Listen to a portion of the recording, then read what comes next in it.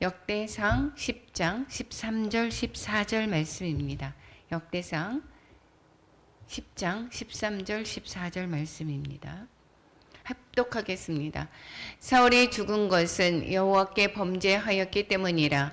그가 여호와의 말씀을 지키지 아니하고 또 신접한 자에게 가르치기를 청하고 여호와께 묻지 아니하였으므로 여호와께서 그를 죽이시고 그 나라를 이새의 아들 다윗에게 넘겨주셨더라. 아멘. 예. 오늘 역대기를 합니다. 역대기 상을 오늘과 내일에 걸쳐서 하겠습니다. 역대기 상에 게시된 예수 그리스도입니다. 예. 열왕기가 끝났습니다. 열왕기와 역대기의 차이점이 있습니다.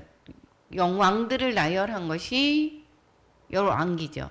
역대기는 똑같이 유다의 역사를 기록하고 있습니다. 그런데 두 서의 차이점은 열왕기는 왕의 역사를 또한 설명하고 있습니다. 남과 북의 역사를, 왕의 역사를 또한 기록하고 있는데 이것은 누가 진짜 왕인가를 나타내는 것입니다.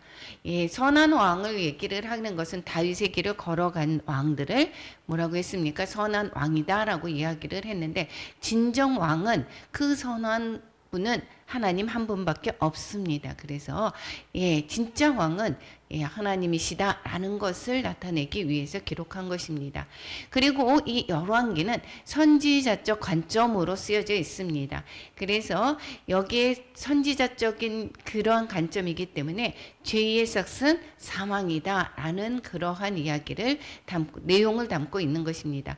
포로로 잡혀가는 이야기죠. 역대기는 구원 역사입니다. 구원하는, 누가 구원하는가? 이것은 하나님께서 구원하신다라는 것이고, 이것은 또한 제사장적인 관점에서 또한 기록하였기 때문에 많은 또한 왕들이 그 죄를 지었습니다. 그렇지만 그 죄를 용서의 관점에서 보고 있습니다. 그래서 이 역대기에서는 그 안 좋은 이야기들은 거의 많이 생략되어져 있죠. 그리고 많은 므낫세와 같은 왕도 나중에 회개하였더라라고 하는 그러한 용서의 관점에서 기록하는 것을 볼 수가 있습니다. 뿐만 아니라 이것은 포로기에서 왜 우리가 이렇게 잡혀갔느냐가 아니라 포로에서 돌아오는 이야기입니다. 포로에서 돌아와서 우리의 정체성이 어떻게 되는가를 기록하는 이야기입니다. 그래서 죄의 삭은 사망이요, 이것은 열왕기의 내용이고 하나님의 은사는 그리스도 예수 우리 주 안에 있는 영생이다. 이것은 역대기의 내용인 것입니다. 그래서 로마서 6장 23절의 내용을 열왕기와 역대기의 내용으로 구분해 볼 수가 있습니다. 우리가 도표로 한번 보겠습니다. 도표로 조금 설명 날 때까지 좀 해주시면 좋겠습니다. 선지적인 감점이라고 아까 이야기를 했습니다. 이스라엘의 역사를 죄로 인해서 멸망하는 모습으로 그려졌다라고 했습니다.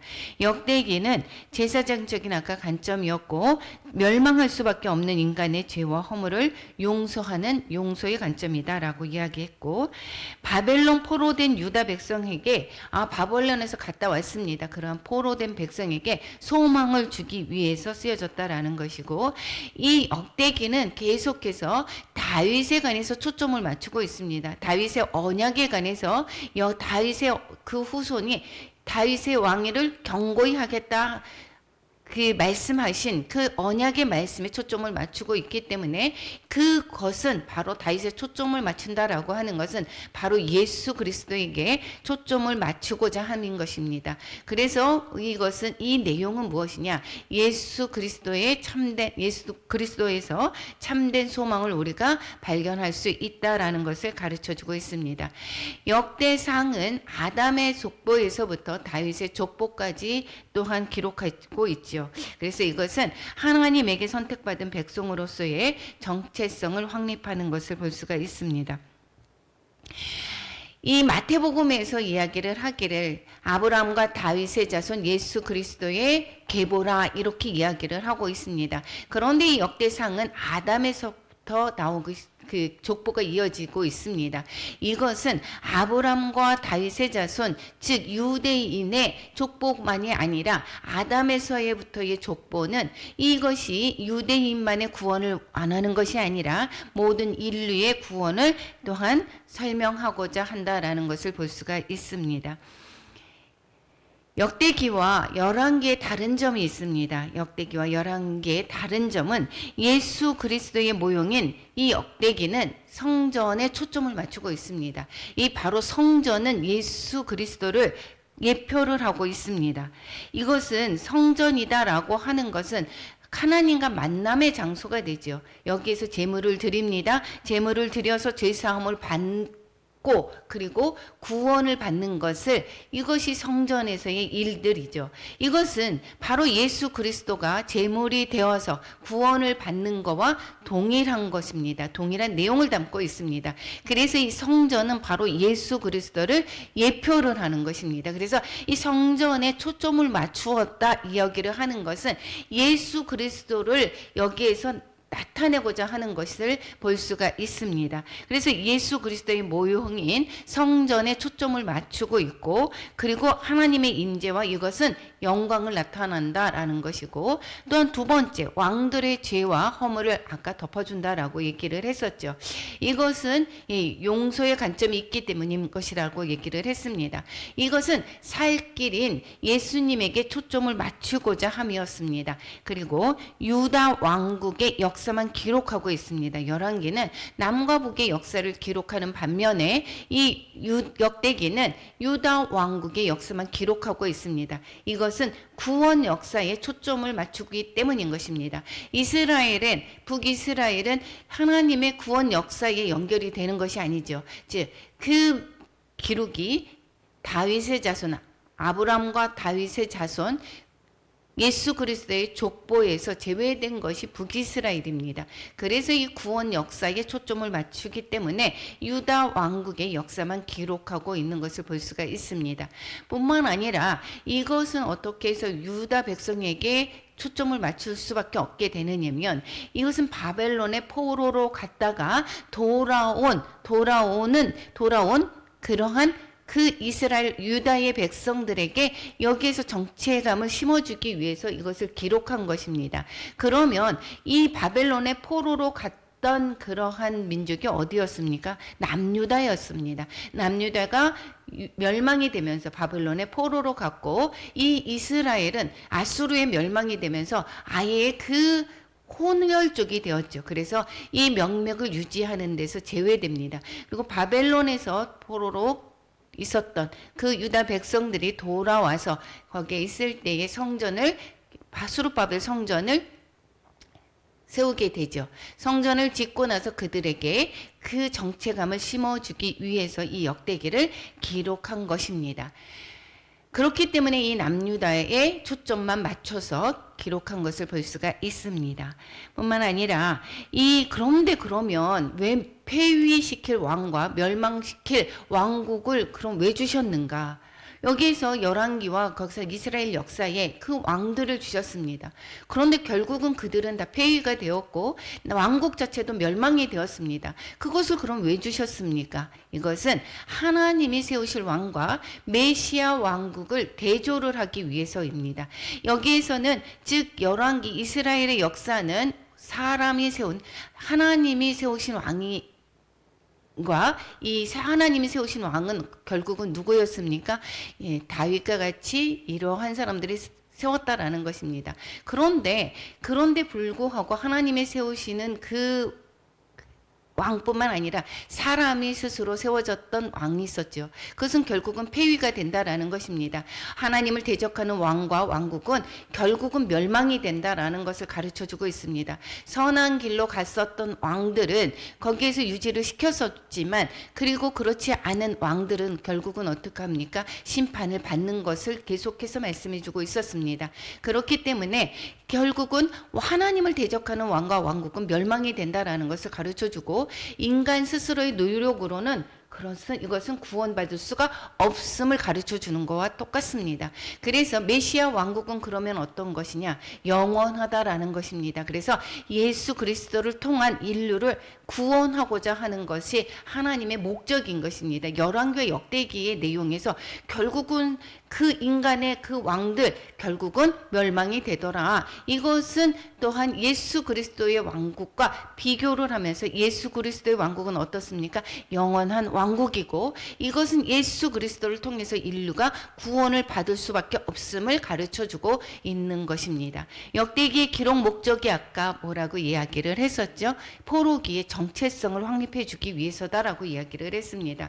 그리고 이것은 하나님의 구원의 역사가 계속되고 있다. 이 족보로 이어지는 것은 계속해서 이어지는 그 족보성을 통해서 하나님의 구원 역사가 계속해서 이어지고 있다. 멸망이 되어서 끊어진 것 같아 보이지만 그렇지만 하나님의 역사는 그 밑에서도 유유히 흐르는 것을 볼 수가 있습니다. 그래서 다윗 왕조의 계보를 통해서 또 유다 지파의 계보, 유다 지파를 통해서 예수 그리스도가 메시아가 오실 것을 또한 창세기에서 말씀해 주고 있었죠. 그리고 유다 지파인 다윗 왕조를 통해서 또한 그 명맥이 이어가는 것을 우리는 성경에서 말씀해 주고 있습니다. 그래서 이것은 그 족보에서 스룹바벨 후에 여섯 번째, 그 후손 여섯 번째까지 기록이 되어 있거든요. 이 역대기는 그 이후에도 여기에서도 메시아의 그 왕국이 계속해서 이어져 갈 것인 그것을 보여주고 있습니다. 그래서 하나님의 구원의 역사는 계속되고 있다라는 것을 보여주고 있고 지금도 마찬가지로 하나님이 구원하고자 하는 구원의 역사는 계속해서 이어져 가고 있는 것입니다. 그래서 많은 사람들이 하나님이 더디 예수 그리스도께서 왜 더디 오시는 것이 아니라 어떻게 한다고요? 모든 사람이 구원에 이르기를 바라는 하나님의 마음이다라는 것입니다. 우리 마음에 메시아 왕국의 임재를 또한 여기에서 가르쳐 주고 있는 것입니다. 역대상의 그러면 구조를 한번 보겠습니다. 역대상의 구조는 1장부터 10장까지 구원 역사의 족보. 그래서 이 역대기는 조금 우리가 이스라엘 백성이 아닌 다른 사람이 읽기에는 조금 지루한 면이 있죠. 이것은 거꾸로 이야기를 한다라고 하면 생명책이 있습니다. 나의 그 구원의 역사를 설명해주는 생명책이 있다라고 하면 얼마나 잘 보겠습니까? 자세히 내 이름이 들어가져 있는지 내 친척이 들어가져 있는지 자세히 볼 것입니다. 이와 마찬가지로 이 구원 역사를 이렇게 족보로 이야기하는 것은 이것은 그 사람의 때를 통해서 그 때에 살았던 때에 그 인류의 역사가 어떠했는지를 이 모든 역사 아담에서부터 이 족보를 통해서 가르쳐주고 있는 것을 볼 수가 있습니다. 그래서 구원 역사를 족보로 설명하고 있고 이것은 특히 어디에 초점을 맞추고 있는가? 다윗 왕조의 계보와 유다 지파의 계보에 초점을 맞추고 있는 것을 볼 수가 있습니다. 이것은 왜 그러느냐? 구원 역사의 줄기 예수 그리스도를 설명하기 위해서 그렇게 기록하고 있는 것을 볼 수가 있습니다. 그래서 11장에서부터 29장까지는 구원 언약의 다윗에 초점을 맞추어서 그래서 역대기는 다윗에까지 기록을 볼 수가 있게 되겠죠. 다윗에게서 얘기를 하면서 여기에서는 다윗의 그 열왕기에서부터 이 밧세바 사건이라든가 이러한 기록이 없습니다. 여기 다윗에게 기록을 하면서도 성전에 초점을 맞추고 있습니다. 언약과 성전에 관해서 초점을 맞추고 있다라는 것입니다. 그것은 왜 그렇다라고 얘기를 했습니까? 성전에 초점을 맞추고 있다라고 하는 것은 예수 그리스도에 초점을 맞추기 위해서인 것입니다. 그래서 이 다윗에 관해서 기록되고 있지만 구원 언약에 관해서 기록하기 위해서 성전에 초점을 맞추고 있는 것을 볼 수가 있다라는 것입니다. 그 역대기에서 보면 족보에 관해서 정말 많이 나오고 있죠. 1장부터 10장까지 계속해서 족보가 나오고 있습니다. 이 구원 역사가 어떻게 흘러가는지를 족보를 통해서 이야기를 하고 있다라고 이야기를 했습니다. 이것은 예수 그리스도에게 초점을 맞추는 거라고 이야기를 했습니다. 그리고 두 번째, 다윗의 언약으로 이어져 나가는 것을 계속해서 강조하고 있습니다. 구원 역사의 줄기는 이스라엘 왕정 역사 속에서 다윗의 언약으로 이어져 내려온다라는 것을 설명하는 것이 바로 11장에서부터 21장까지의 내용이고, 22장에서부터 29장까지는 구원의 완성은 예수 그리스도의 모형인 성전을 통해서 나타난다. 그렇기 때문에 성전에 관해서 기록하는 것을 볼 수가 있게 되겠습니다. 그러니까 역대상에서는 내용이 딱 정해져 있죠. 족보와 그리고 다윗의 언약, 그 다음에 성전, 이 내용이었습니다. 이 역대상 그 전체의 내용, 족보가 10장까지가 있고 다윗의 언약으로 이어져 내려오는 것을 기록한 것, 그 다음에 그 중에서 또한 특히 성전에 관해서 이야기를 하고는 것은 구원의 완성이 예수 그리스도에게 있다라는 것을 보여주기 위해서입니다. 그러면 구원 역사의 족보 이제 역대상 1장부터 10장까지입니다. 역대기는 구원의 역사를 어떻게 했다고요? 연대기로 정리한 것입니다. 연대기로 쭉 정리해서 족보가 그 구원 역사가 어떻게 흘러가는지 이것을 설명하고 있다라고 이야기를 했습니다. 하나님의 구원 역사는 하나님의 감동으로 이 성경이 쓰여졌죠. 이 성경은 어디서부터 써져 있습니까? 창세기부터 요한계시록까지 있습니다. 그때까지 구원에 관해서 설명하는 것입니다. 구약은 이게 역사야, 이스라엘 역사야, 우리가 안 봐도 돼, 이것이 아닙니다. 이 구약을 통해서 구원이 어떻게 흘러가고 있는지 예수 그리스도에게 초점을 맞추어서 이 구약이 예수님에 관해서 이야기를 하는 것입니다. 그 내용을 시간 순서대로 정리하면 이것을 바로 구원의 역사다 이렇게 볼 수가 있는 것이고, 이게 구속사라는 이야기입니다. 우리가 구속사 이야기하는 것이 바로 무엇인가? 예수 그리스도로 인해서 구원을 받는 그러한 것까지, 구원의 완성이 어디입니까? 요한계시록에 쓰여져 있었죠. 그러니까 이것이 구원의 역사를 이 성경에서 기록하고 있는 것이 바로 구속사다라는 것입니다. 이 디모데후서 3장 15절에서 보면 성경은 능히 너로 하여금 그리스도 예수 안에 있는 믿음으로 말미암아 구원에 이르는 지혜가 있게 하느니라. 우리가 구원에 이르는 지혜를 어디서 우리는 알 수가 있다고요? 성경으로 가르쳐주고 있다라는 것입니다. 그래서 이 말씀을 많이 들어야, 말씀을 자꾸 들어야지 내가 믿음이 더욱더 견고해져 갈 수가 있는 것입니다. 아브라함에게 이제 약속하신 여자의 후손이 이제 창세기에서부터 나오게 되겠죠. 구원의 역사가 어떻게 창세기에서는 나옵니까? 아브라함에게 이제 아담에게 약속합니다. 여자의 후손은 그것이 이제 아브라함에게 언약으로 나타나고 되겠죠. 아브라함의 언약은 뭐였습니까? 내 후손이 하늘의 별과 같이 땅의 모래알 같이 많게 될 것이다. 복과 씨와 땅을 주셨습니다. 씨였고 복은 내 후손이 너로 말미암아 복을 얻을 것이다 라고 하는 복을 또한 언약을 주셨습니다.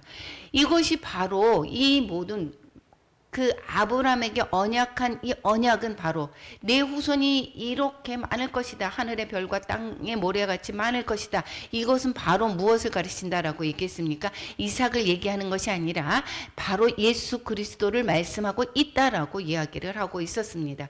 마찬가지로 이 아브라함에게 언약하신 것은 다윗에게 또한 언약으로 이어져 가고 있습니다. 다윗에게 언약하신 왕위를 가지고 오는 지가 그 줄기가 기록이 된 것이 이 구약이었고, 이것이 바로 또한 메시아로 왔음을 또한 기록한 것, 그것이 바로 신약인 것입니다. 그래서 예수 그리스도는 아브라함과 다윗의 자손으로 오신 구원의 줄기가 되는 것입니다. 그래서 마태복음에서 기록하기를 뭐라고 이야기하죠? 아브라함과 다윗의 자손 예수 그리스도의 계보라, 이렇게 이야기를 하고 있는 것입니다. 그래서 이 아브라함의 언약이 중요하고 다윗의 언약이 중요하고, 이스라엘이 그래서 자꾸 다윗별이 굳기로 이렇게 사용되고 있는 것을 우리는 알 수가 있듯이 이 다윗에 관해서 이렇게 중요하게 생각하는 것이 무엇인가? 다윗을 통해서 내 후손이 영원한 그 왕위가 경고할 것이다라고 하는 그러한 언약을 주신 것이고 그 언약을 계속해서 이어가는 것을 우리는 알 수가 있는 것입니다. 포로 귀환 자들의 그럼 족보는 어떤 의미가 있는가? 이 역대기는 포로로 갔다가 돌아왔습니다. 이제는 회복을 이야기를 하고 있는 거죠. 거기에서 족보는 그럼 어떤 의미를 가지고 있는 것인가? 계속해서 이야기합니다. 다윗 왕조를 잇는 역사의 정통성이다라는 것입니다. 이스라엘의 족보가 아닙니다. 북이스라엘의 족보가 아닙니다. 다윗 왕조를 잇는 역사의 정통성 위에 서 있음을 이것을 가르쳐 주는 것입니다. 하나님 나라의 정통성을 가르쳐 준다라는 것입니다. 그래서 이 하나님 나라의 정통성, 예수 그리스도의 메시아가 하나님의 그 아브라함과 다윗의 그 뒤를 잇는 그러한 메시아다라는 것을 계속해서 가르쳐주고 있습니다. 그리고 하나님의 가족을 설명하고 있습니다. 가문의 뿌리다라는 것이고 또한 내가 하나님의 자녀라는 것을 이스라엘 백성의 정체성을 가르쳐주고 있죠. 우리는 어떤 사람이냐? 하나님의 자녀야. 우리는 하나님의 가족이라니까. 그러니까 여기에서 우리가 갔다 와서 우리의 정체성이 흔들리는 것이 아니라 그래서 우리는 하나님의 가족이고 하나님의 자녀니까 어떻게 살아야 돼? 거룩한 백성으로 살아야 돼라고 하는 것을 여기에서 포로로 돌아왔던 그 후손들에게 가르쳐주고 또한 그 자신의 정체성을 심어주기 위해서 이 족보로 설명을 하고 있는 것을 볼 수가 있습니다. 그러면 이스라엘에게만 해당되는 것을 굳이 왜 이렇게 썼을까? 이것이 아니라 이 계보는 어디로 이어집니까? 메시아로 이어지는 것이고 결국은 우리는 메시아를 통해서 우리도 하나님의 가족이 되었고 메시아를 통해서 우리도 하나님의 자녀가 되었습니다. 하나님의 가족이 됐고 우리가 자녀가 되었습니다. 그것은 그러면 어디에 기록이 되어야 되는 것이죠? 생명책에 기록이 되어야 되는 것입니다. 내가 생명책이 없다 이렇게 되면 어떻게 하죠? 이 계시록 20장에서 15절에 보면 생명책에 기록되지 못한 자는 불못에 던져진다라고 이야기를 하고 있습니다. 그러니까 나의 위치를 성경은 말씀해 주고 있는 것입니다. 내가 위치가 어디에 있는지를 이 성경에서 가르쳐 주고 있습니다. 내가 예수님을 믿었을 때는 내가 생명책에 기록이 되었을 것이고 말라기에서 이야기하는 것은 기념책에 기록되었다라고 이야기를 하고 있습니다. 그래서 요한계시록에서 보면 12지파 이스라엘 12지파의 이름들이 거기에 다 써있다 이렇게 이야기를 하고 있죠. 그거 마찬가지로 우리는 예수님을 믿는 자들은 영적인 그러한 하나님의 자녀가 되었기 때문에 우리는 생명책에 기록되어져 있고 생명책에 기록되지 못한 자들 즉 그들은 어떻게 되느냐? 불못에 던져진다라는 것입니다. 이것이 계보가 되어져 있습니다. 이스라엘의 이 계보에 올려져 있지 않은 자손들은 결국은 하나님의 그 이스라엘 언약의 백성이 아니다라는 것을 얘기를 하고 있고 그 언약에 들어가져 있는 자들은 이 어디에 여기에 역대기의 족보로 기록되어 것을 보면서 우리의 위치를 다시금 또한 생각해 보아야 될 것입니다. 다윗 왕조의 계보가 1장에서부터 3장까지 기록되어져 있습니다. 다윗 왕조의 계보를 보면 영원한 다윗의 언약을 다시 한번 생각을 해보셔야 될 것입니다. 다윗에게 어떻게 이야기했느냐? 이 성전을 짓고 싶어하는 그 마음을 내비쳤을 때에 나단을 통해서 하나님께서 말씀하고 있습니다. 내 집과 내 나라가 내 앞에서 영원히 보존되고 내 왕위가 영원히 견고하리라 이렇게 주셨습니다. 그리고 내가 내 씨를 내 뒤에 세워서 그의 나라가 견고하게 할 것이다. 그는 내 이름을 위해서 집을 건축할 것이다. 작게는 솔로몬을 이야기하고 그리고 메시아로부터 그래서 구원받을 모든 백성들을 말씀하고 있습니다. 구원 역사의 그 계보가 이 다윗 왕조였을 때는 다윗의 이 족보를 볼 때 보면 아담에서부터 나온다라고 얘기했습니다. 이것은 그 인류 전체의 그 계보를 말씀하고 싶어서 여기서 아담부터 기록한 것을 볼 수가 있다라고 이야기를 했습니다. 그래서 쭉 갔다가 야곱의 으로 이어지고 이것은 바로 유다를 통해서 다말에게서 유다를 통해서 흘러나오는 그러한 족보고 유다의 후손이 되어 있고 유다의 후손은 즉 룻기를 통해서 이야기하는 보아스를 통해서 이 다윗의 그 족보로 이어지는 것을 볼 수가 있습니다. 이 다윗은 또다시 이 분열 왕국의 여호야긴이 포로로의 바벨론으로 끌려가지요. 그렇지만 나중에 이 여호야긴이 왕위를 회복하면서 이 왕이 그 후손들이 이어져 가는 것을 볼 수가 있습니다. 그래서 이 포로 귀환 시대에 이 여호야긴의 그 자손인 수룹바벨이 돌아와서 성전을 건축하게 됩니다. 이 역대기는 수룹바벨 이후 6세대가 기록되어져 있습니다. 그곳으로 봐서 이 솔로몬이 아니라 수룹바벨의 성전 그 재건 후에 그때에 기록되었던 것을 볼 수가 있게 되겠습니다. 수룹바벨은 예수 그리스도의 모형인 성전을 재건한다라고 이야기를 했습니다. 이것은 부다야의 아들들은 수룹바벨과 시므이요 이 포로에서 돌아와서 여기에서 성전을 재건을 하게 되죠. 이것은 바로 무엇을 이야기를 하고 있느냐? 예수 그리스도의 우리의 성전을 세우는 것을 말씀하고 있습니다. 우리 안에서도 우리도 허물어진 성전을 건축해야 될 것입니다. 이것이 또한 수룹바벨의 성전의 재건을 통해서 우리에게 가르쳐주는 교훈입니다. 유다 지파의 계보는 3장에서부터 10장까지 설명하고 있습니다. 이 유다 지파로 왜 이야기를 하고 있는가? 이것은 구원의 물줄기는 사울의 베냐민 지파가 아니라 다윗의 유다 지파에게로 흐르는 것을 가르쳐주고 있습니다. 남유다는 몇 지파 있었죠? 북이스라엘은 10지파였었죠. 야곱의 아들 10지파 중에서 또 남유다는 몇 지파였어요? 유다 지파에다가 베냐민이 또 지파가 있었습니다. 그러면 돌아왔습니다. 그러면 두 지파 중에서 남유다를 맥을 잇는 것이 베냐민이나 아니면 유다 지파여야 되는데 이 창세기에서 유다가 규가 유다를 떠나지 않는다라고 하는 그러한 야곱의 유언이 있었습니다. 그러니까 유다 지파로 흘러가는 것이 이것이 바로 메시아의 그 족보인 것입니다.